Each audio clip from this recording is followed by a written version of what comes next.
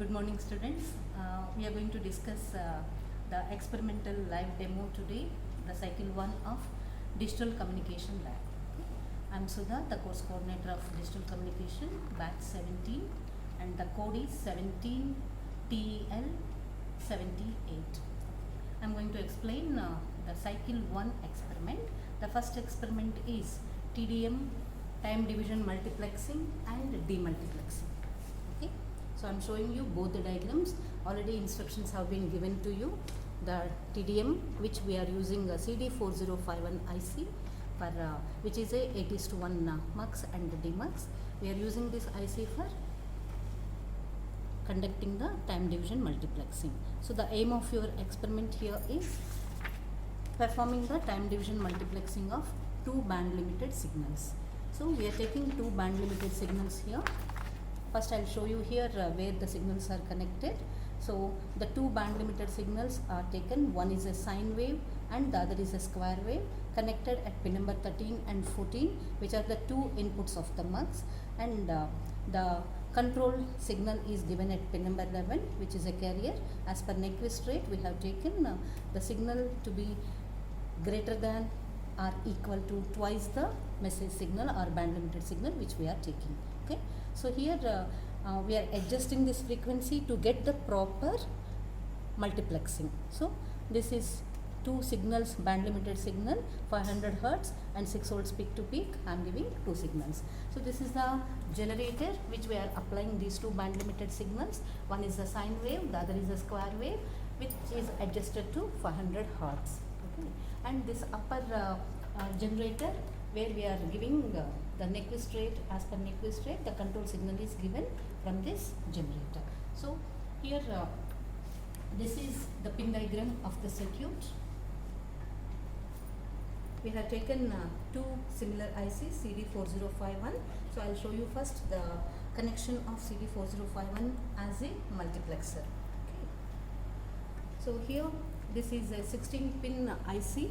So here I am giving the pin number 3 is the output. Okay, as per the diagram I am explaining, pin number 3 is the output and supplies are connected as per the pin diagram, and the signals I am showing here.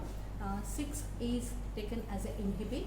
So always the inhibit signal is given as a 0 to make the multiplexer output on, and 8 is VSS, which is connected at 0, and the 16 and 7 are connected at +5 and -5 to the supply, and 9, 10, 11, this combination 0, 0, 0, 0, 0, 1, which is controlled by the control signal, will give you the selection of which signal has to be taken as the output as a sample. So I am going to give you the multiplex signal, and here the pin number 13 and 14. 14 is selected with a square wave signal of 500 hertz and 13 is given with a sine wave signal of the 500 hertz, and I am going to show you output at pin number 3. So I will show you the signals here. So pin number 13, you can see the screen, sine wave. Pin number 13 is sine wave. Pin number 14, it is a square wave of the same frequency, and pin number 11, which is a control signal. Pin number 11, which is a control signal of high frequency. We have taken it as per the Nyquist rate. Okay, and pin number 3, which is the output. Okay, this is your multiplexed output.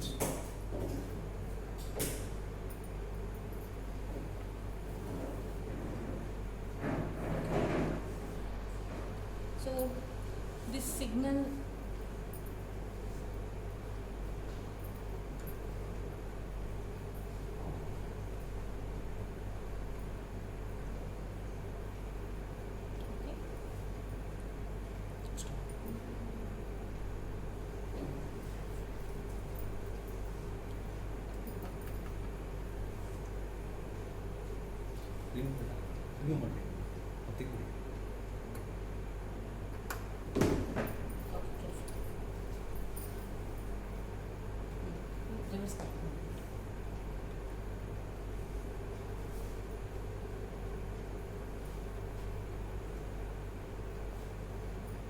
since we have taken the control signal is very high frequency, approximately 23 kilohertz.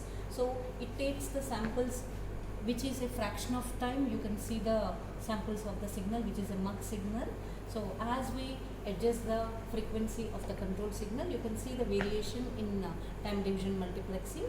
So whenever the signal is at pin number 11 is 1, you will have a square wave signal. Whenever pin number 11 signal is 0, you will get the sine. So you can see the traces of sine signal or as well as the square wave signal. So you are getting a multiplexed signal here. This signal is applied as a input to the demultiplexer circuit. Okay. So we are getting the Mach signal as per the control pin of 11.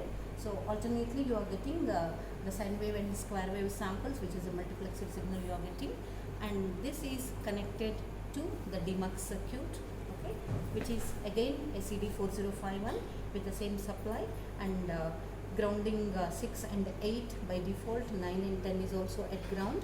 Only the control pin 11 will be changing between 0 and 1. So whenever this is 0, you will get signal which is present at pin number 13 as the output. Whenever this is 1, you are getting the signal which is given as an input, that is nothing but the square wave will come as the output. So I will show you that by connecting the output here. So this pin number 3 is connected as an input to.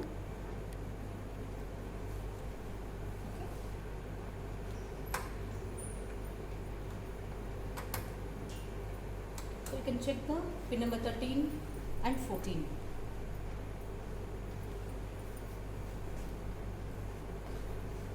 Okay. So as I told you here, pin number 13 is given with sine wave, pin number 14 is given with square wave. I am checking at pin number 14 now, the DMUX signal. So pin number 14, you are supposed to get a square wave, and you can check the frequency here. You can measure the frequency. Okay, you can measure the frequency showing as 492 hertz, and amplitude is showing around 5.6 volts. Okay, so